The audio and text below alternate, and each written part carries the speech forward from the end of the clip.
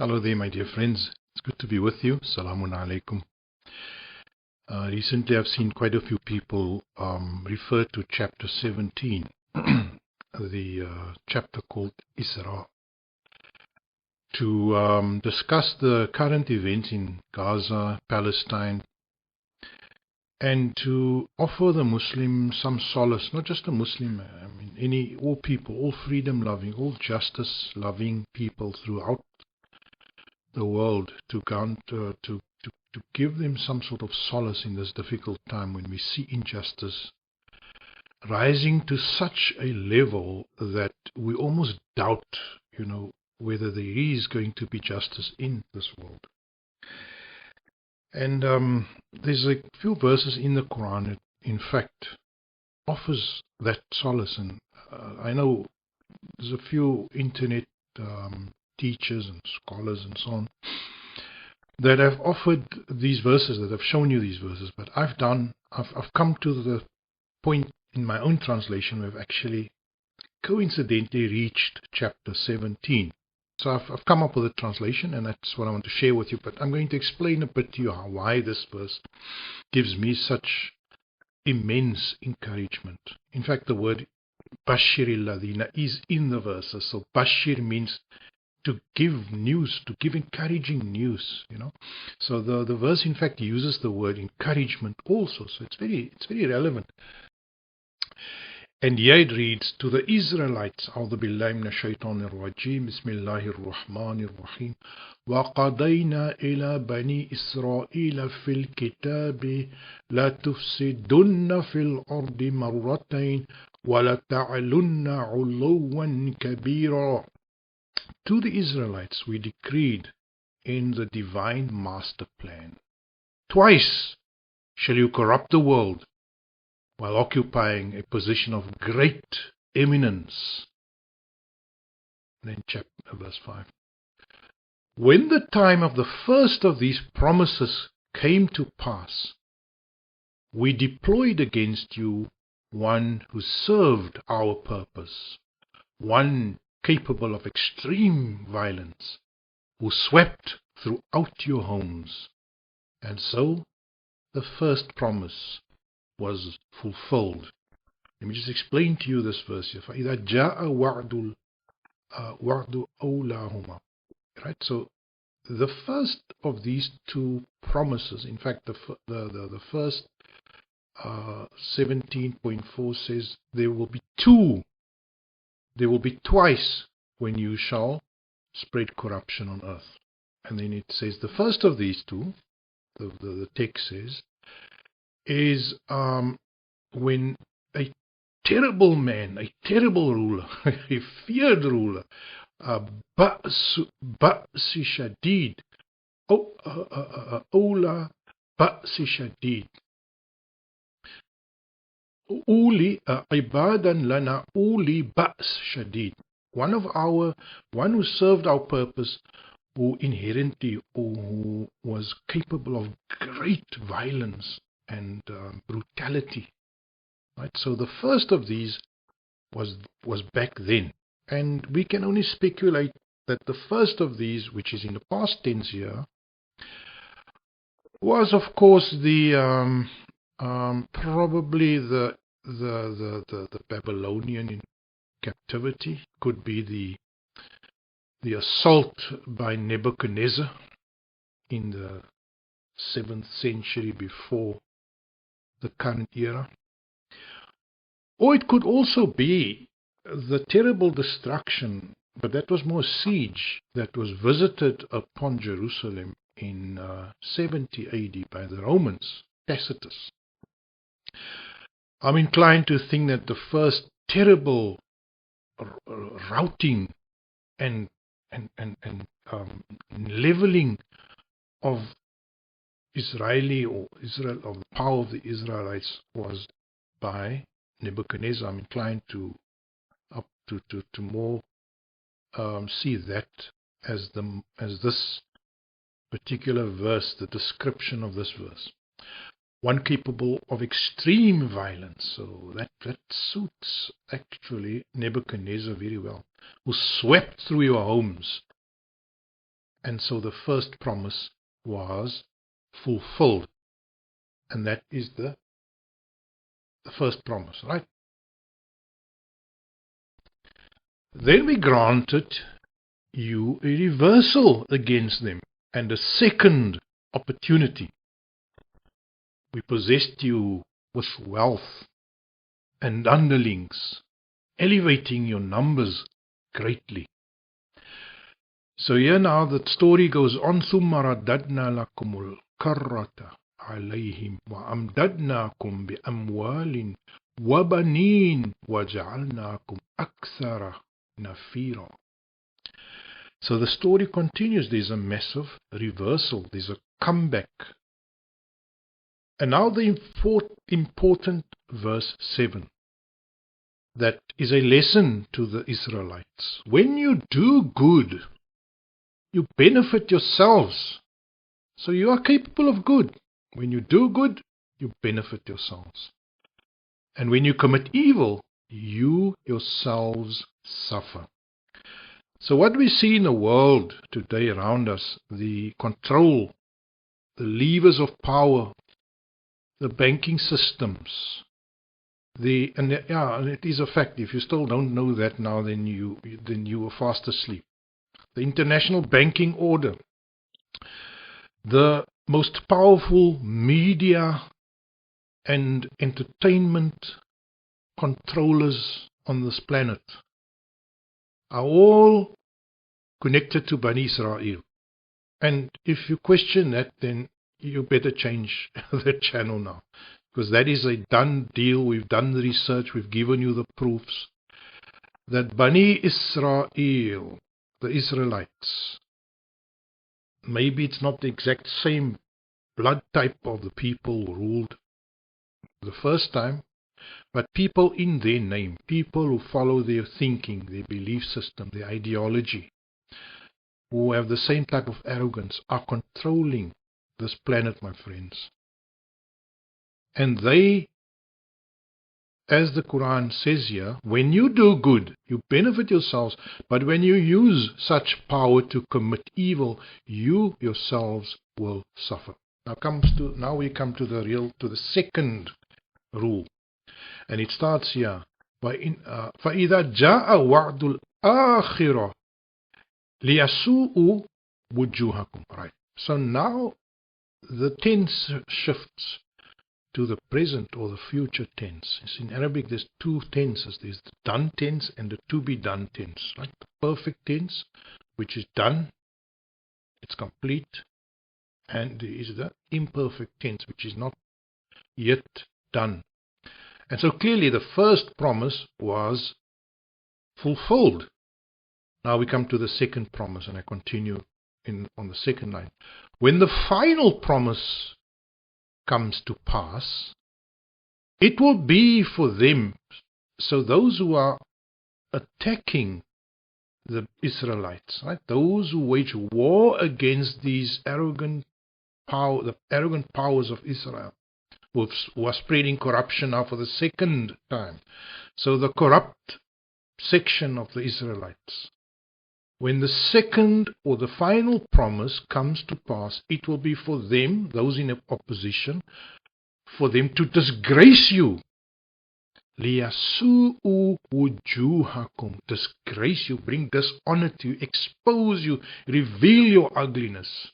Right? So the second intifada, let me use that word, or the second great liberation, or the second great defeat of Israel, will be for three purposes. Number one, لِيَسُوءُ وُجُوهَكُمْ, to pull off the mask from your face, to reveal your ugliness.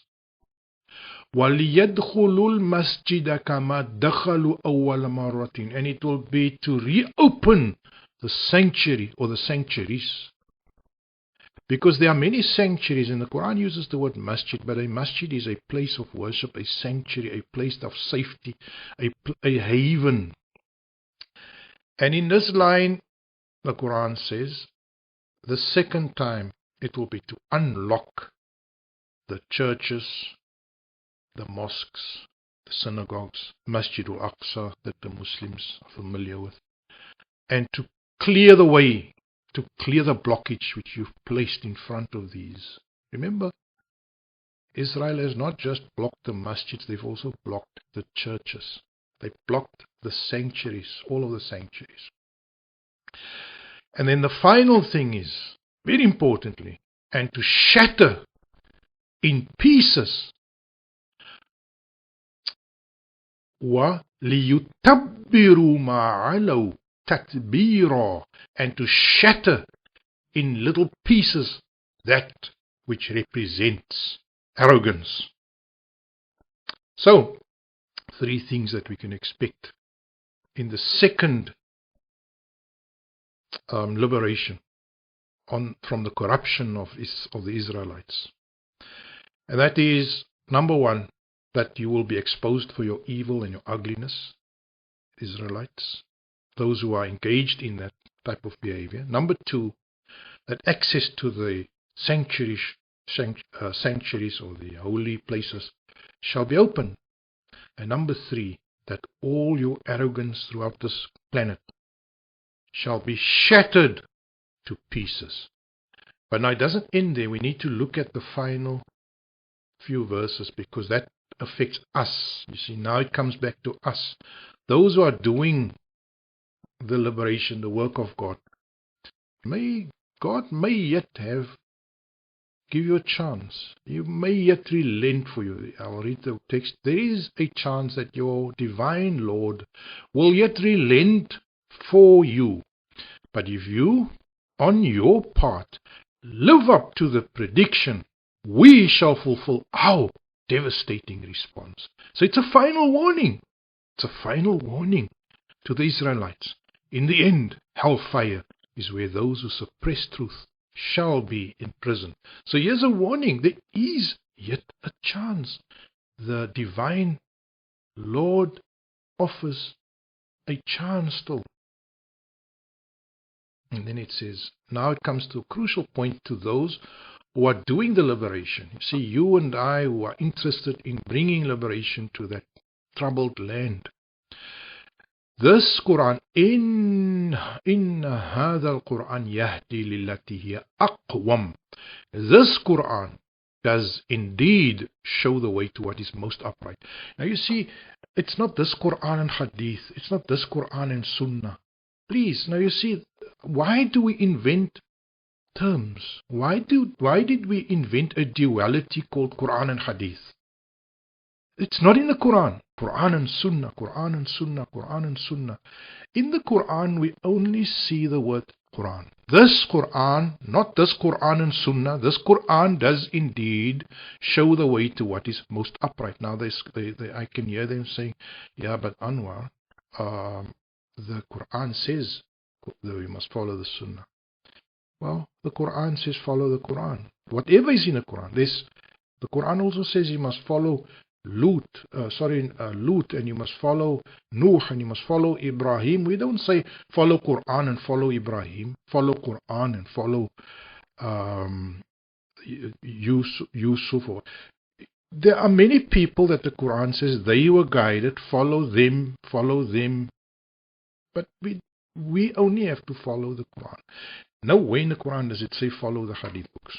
So why I'm saying that is, you are obstructing the liberation of Palestine, my friends. My dear Muslims, you are obstructing the liberation of Palestine, of the liberation of all the oppressed of the world, including the Muslim people, by continuously bringing Islam ideas that are not Islamic ideas. You are continuously forcing and imposing practices that are not based in the Quran. And I can just list offhand 10. I'm not going to do it. Practices that are not in the Quran. Disgusting practices. Like killing people with stones. Like breastfeeding women. Like treating women like dogs and donkeys. These are not practices that are in the Quran. But yet you believe in those practices. What the Quran says is, this Quran does indeed show the way to what is most upright. Give encouragement, therefore, to those who embrace it, those engaged in righteous activities. And you are not engaged in righteous activities if you are killing innocent people, if you are practicing practices that are not in the Quran, then you are not a righteous person. What this verse is almost like telling us is that become righteous by becoming adherents of the Quran. In other words, drop all your nonsense. Then there is good news for you. In هذا القرآن يهدي للتي أقوم وبشر المؤمنين الذين يعملون الصالحات. So those who are connected to the Quran, to the righteous behavior and standards which that book offers, they get good news. أن لهم أجرا كبيرا. And if you are not of that, sorry, then you are not in the camp of those who can have good news. وأن الذين لا يؤمنون بالآخرة وأعتدنا لهم عذابا أليما. Offer them the encouragement, those who do righteous, who embrace the Quran and only the Quran, give them good news that they shall have the great or the huge reward. And then in verse 17.10, offer them the encouraging news also that to those who fail to embrace the life hereafter, we have decreed a painful sentence. So let me just quickly summarize what those verses 9 and 10, those are the verses I wanted to offer you. Now verses 9 and 10, in fact, is encouragement, right? So those two verses provides comfort and encouragement. And what it says is that the Quran is the route to the emancipation of yourself, of society, and of Palestine. Because righteous actions shall flow from that source, from that book. And those who do not accept the final day, who do not accept the life hereafter, who are embroiled and enmeshed and strangled in this worldly life, in other words, who are fixated, obsessed with this life, with their career, with their own best interests, they shall have a terrible sentence. So in other words, the torment will continue for them. Do you get the message of these few verses? I mean, for me it's such a powerful message. If I can summarize it, twice will the Israelites corrupt the earth. The first time they would be checked, they would be severely dealt with, but they will make the comeback, they will rebuild the wealth, they will rebuild the numbers, the underlings, and they will ascend back to that position of arrogance and power. And then the promise of God is that when they ascend that second time, they shall be toppled for three reasons: to break their arrogance, to create access to the mosques, to the sacred sanctuaries, the mosques and the churches and wherever, and thirdly, to expose their ugliness once and for all. And then finally, that the fighting, the liberation shall only be at the hand of the Quran, and not at the hand of people who are involved in stupid actions. So if you want to come and liberate Palestine so that you can bring your own stupid law in, your own stupid stoning of women, your own silly oppression of women, your own silly false kingdom, your own silly fantasies and superstitions, if you want to liberate Palestine, Jerusalem, and import all your nonsense, then there's no good news for you. The good news is for those who go back to the Quran, adopt those practices, those standards, those beliefs, and then undertake the battle and liberate Palestine. And that is what I gain from these few verses. Allah knows best, and I thank you. Alhamdulillah.